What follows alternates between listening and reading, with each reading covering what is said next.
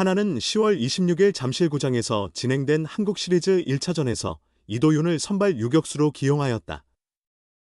다음 날인 27일 2차전에서는 하주석을 선발 유격수로 배치했으며 그동안 하주석이 담당하던 2루 수비는 황영묵이 채웠다. 29일에 펼쳐진 3차전에서는 하주석이 선발 유격수, 이도윤이 선발 2루수로 나섰다. 시즌 전에 하나가 그렸던 청사진과는 사뭇 다른 모습이었다. 김경문 하나 감독은 이번 시즌을 준비하며 내야 구성은 비교적 일찍 자리를 잡은 편이었다. 내야 좌측부터 3루수 노시환, 유격수 심우준, 2루수 안치용, 1루수 최은성으로 이어지는 주전 라인업을 확정지었다.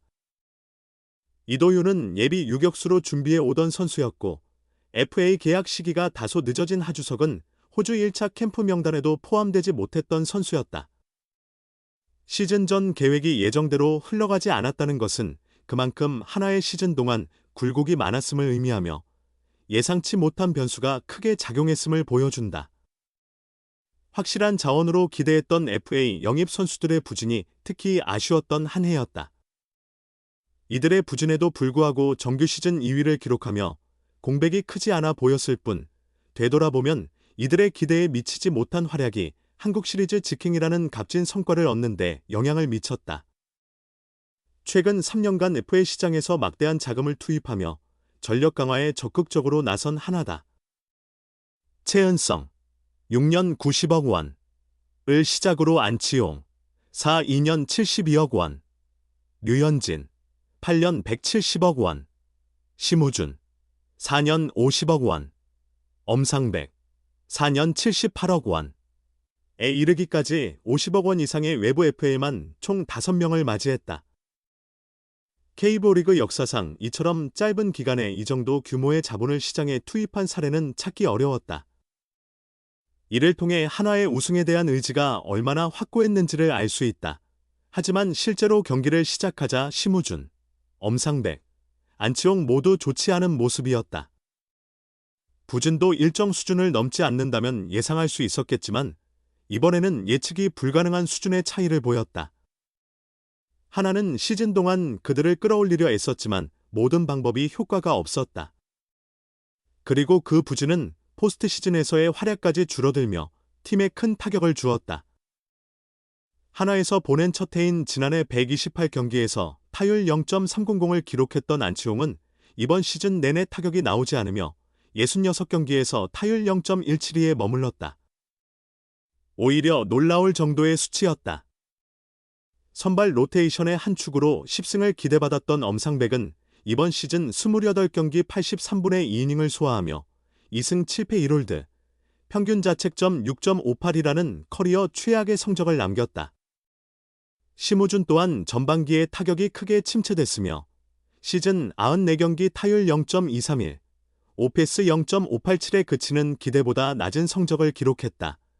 이들은 포스트 시즌에서도 하나둘씩 자리를 잃었다. 안치홍은 삼성과의 플레이오프 엔트리에서 갑작스럽게 제외되며 모두를 놀라게 했다. 시즌 끝까지 기회를 주며 살려보려 했지만 결국 코칭 스태프도 손을 든 셈이었다. 플레이오프 엔트리에는 포함됐던 엄상백은 오히려 부진한 모습만 반복하다 한국 시리즈 명단에서 제외됐다. 선수층 전체가 가을 야구 경험이 적은 하나에서 비교적 포스트 시즌 실적이 있어 기대를 모았던 두 선수는 오히려 한 경기 제대로 도움이 되지 못했다. 이런 결말을 예상한 이는 아무도 없었다. 그나마 심우준은 2번의 시리즈 로스터에 이름을 올렸고 한국 시리즈 3차전에서는 극적인 역전 적시타를 기록했지만 전체적인 성적은 뛰어났다고 보긴 어렵다. 플레이오프 5경기에서 타율이 0.077에 머물렀고 결국 한국 시리즈 초반 레이스에서는 선발에서 제외되었으며 한국 시리즈 3경기 타율 역시 0.267로 저조했다. 기록한 유일한 안타가 중요하긴 했지만 개인적으로도 만족스럽지 못했을 성적이다. 세 선수의 몸값 합계는 총액 기준으로 무려 200억 원에 달한다. 이 때문에 이들의 부진은 자연스럽게 아쉬운 가정을 떠올리게 만든다. 정규 시즌 1위 LG와의 경기 차이는 단 1.5경기에 불과했다.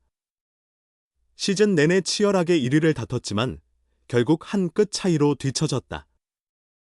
만약 이 세 선수가 그 한 끗을 메워줄 수 있었다면, 혹은 한국 시리즈에서 일정상의 열세를 보완할 수 있었다면 하는 아쉬움이 크게 남는다. 물론 모든 팀의 전력 구상과 계산은 시즌을 거치면서 흔들리기 마련이다. 하지만 이들은 비교적 성적 예측이 용이하다고 평가받던 F의 선수들이었기에 한화의 허탈감은 더욱 크다. 역설적으로 내년 한화가 한국 시리즈 우승에 다시 도전하기 위해서는 이들의 정상적인 활약이 반드시 필요하다. 2위까지 올라가는 것도 어렵지만 그 자리를 지키는 것은 더 어렵다. 한화가 이들을 통해 해결해야 할 숙제다. 있는데 없다. 한화 이글스는 LG 트윈스와의 한국 시리즈를 치르면서 6년 72억 원 FA 계약의 안치홍과 4년 78억 원 FA 계약의 엄상백을 엔트리에서 제외했다. 이 점은 이해할 수 있다. 김경문 감독은 그동안 두 선수를 살리기 위해 많은 노력을 기울였지만 결국 냉정한 판단을 내릴 수밖에 없었다. 하지만 4년 50억 원 FA 계약의 심우주는 한국 시리즈 엔트리에 포함되었음에도 26에서 27일 2차전에 출전하지 못했다. 김경문 감독은 1차전에서 이도윤을 9번 유격수로, 2차전에서는 하주석을 7번 유격수로 기용했다. 김경문 감독은 시즌 막판 심우준, 하주석, 이도윤, 황영묵 등을 유격수와 이루수로 번갈아 사용했다. 사실상 확실한 주전은 없었다. 그럼에도 유격수 자리에서는 심우준의 비중이 가장 컸다.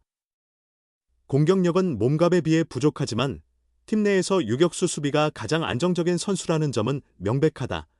결국 김경문 감독이 잠실일 2차전에서 타격 중심의 라인업을 짰다고 해석할 수 있다.